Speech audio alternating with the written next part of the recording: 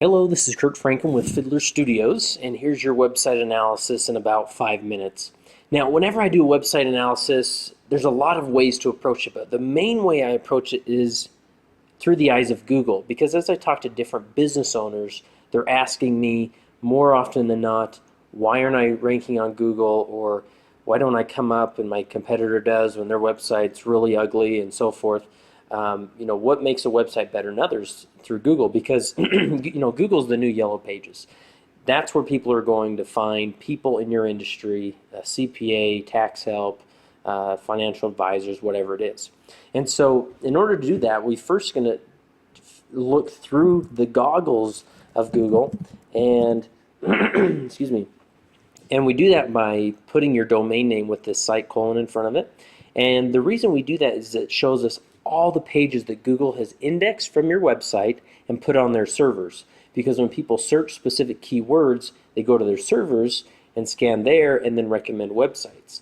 And if your website isn't being recognized for specific keywords that your ideal potential client is typing in, you're not going to be found.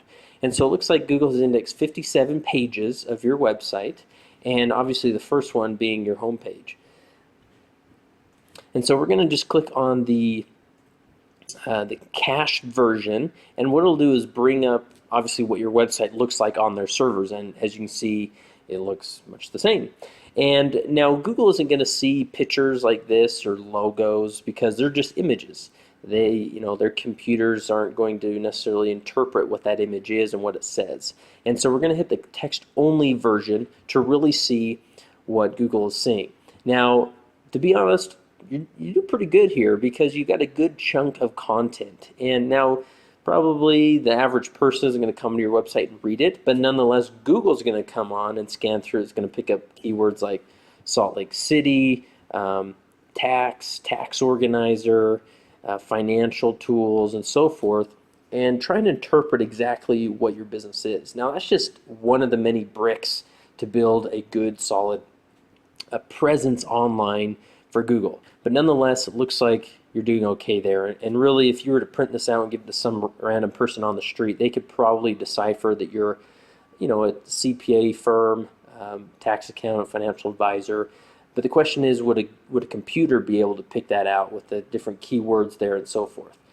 Now, another strong indicator is we look at the back end of your website, because this is all the code that Google's going through to interpret what it is you do and services you offer, and therefore who to send to your website. Now, the top thing that Google's going to look for is the title tag. And in your title tag, you have Pinnock Robbins, Posey and Richens, PC, tax, and on we go. Who we are. Okay, and so this is a bit long, and really I would recommend just taking out the name of your business or the partnership and so forth, because that's not going to mean anything to Google.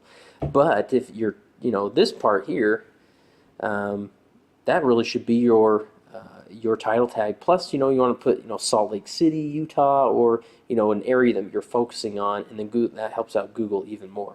The next thing Google's going to look for after your title tag is your heading tags, and those are the H1, the H2 tags, and it looks like those aren't even present here. Basically, what those mean is Google comes to your website, sees your title tag, and then they want to see what the most important things on that page is, and that's where they start looking for your heading tags. And if they're not there, they're not going to be able to decipher more clearly exactly what you are. Those that do have those heading tags in place, it makes it easier for Google, and they'll probably therefore be ranked higher than you. So, and it looks like it's probably been a bit since you've updated the website. It looks like it's on an older code or platform with things kind of spread out a little bit different. But so that's where an update may come in to benefit you, is getting an updated platform. Another thing you want to consider is, how is this converting to a mobile device? So get out your iPad or an iPhone or an Android device and go to your website, and that's going to show how easy it is to use it, because it's more than half the internet is looked at on a mobile device. And so if your website isn't converting to that, for those people with fat fingers and so forth, then that's going to become more difficult. They can get frustrated easily and leave.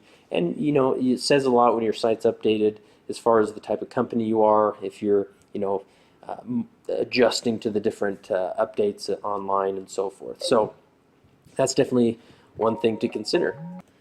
So it looks like my 5 minutes is up, but last thing I'll look for is if you have analytics, which you don't, and this is something you can do for free. You plug in the analytic code there, and I can show you how to do that, and then you start getting information about how many people are coming to your website, where are they coming from, what are they Googling to find you, and that can be really telling to how effective your website is. But without just easily connecting, plugging in the analytics, you're not going to get that information.